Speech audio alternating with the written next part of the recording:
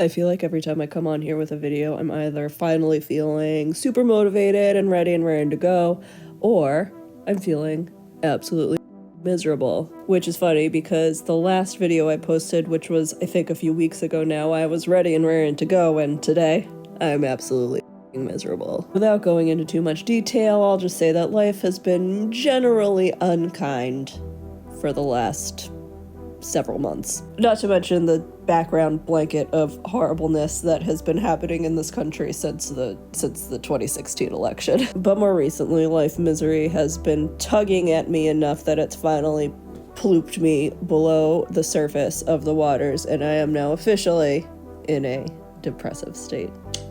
From a functional contextualist, from a behavioral perspective, a depressive state is often a result of being within inescapable aversive conditions for an extended period of time. It's a natural thing that happens. It's been observed among a variety of organisms, namely mammals. Although there's probably studies out there that have observed it in other types of animals, I'm not super up on the most recent comparative psychology research. So you have this situation where if you are an organism, a mammalian organism, a highly evolved semi-hairless ape existing in aversive conditions that you cannot escape, i.e., you are a human being living in the capitalist hellscape that is these United States of America. The odds of you entering a depressive state, just at baseline, based on how we live in this world, are already pretty high. If you add additional stressors on top of the already psychologically horrific way in which we live, the odds of you entering a depressive state are going to increase. I no longer view depression as a thing that I have.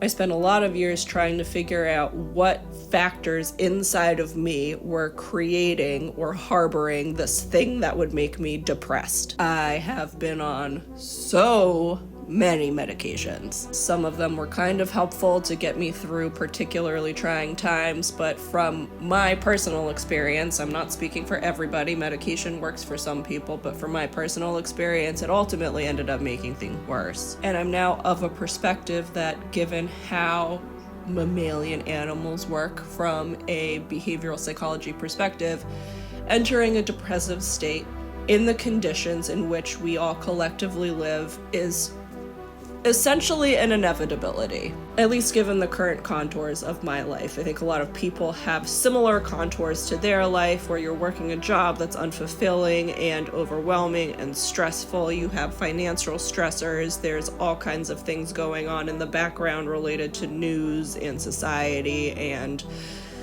horrible, horrible orange rich people who just keep getting away with doing whatever the they want regardless of who they harm. But I figured something out that has made these depressive states that I now feel that I will inevitably enter from time to time less depressy. And that's the idea that I'm not trying to make them not happen anymore. Not so long ago, I would start noticing myself feeling this way, and I would start adding to my own misery by trying to reject these feelings and figure out how I could turn them into better feelings. Trying to distract myself out of it, logic myself out of it, relax myself out of it, do things in the interest of making my feelings not be what they were. I have come to embrace a perspective where I don't do that anymore, because the biggest lesson I have learned over the past several years that wanting things to be, including things inside of me, wanting things to be different than what they are is a recipe for enhanced misery. And it creates a situation where the depressive state that I'm already in gets extended and it deepens, and I'm not interested in living my life that way anymore. No, thank you. I'm not saying this because it's some kind of magic pill. You can't suddenly will your perspective to be different. It requires work. It's taken a few years of me doing a lot of internal work, a lot of studying, a lot of experiential practice to actually truly embrace this perspective. But I am legitimately finally at a place where when things are a way that I do not like them to be, I no longer wish them to be otherwise. I accept them for what they are and I move forward from there. And if I want them to change, I have to look at the actions that I need to take in order to create a new scenario an altered scenario that will allow my feelings to change in response. Because your feelings really are not within your control. They behave more like reflexes than they do learned behavior. They're a response to your environment. You can't just make yourself feel happy, sad, or whatever. And a lot of the time, by trying to reject them, we create an environment where we make things worse by languishing on the couch and telling ourselves we're terrible and wanting things to be different and all of the things that we do when we're feeling shitty. I just made myself dizzy. I woke up this morning and I just spontaneously started crying because I actually had plans for this weekend and doing something enjoyable for the first time in a long time, and what happens?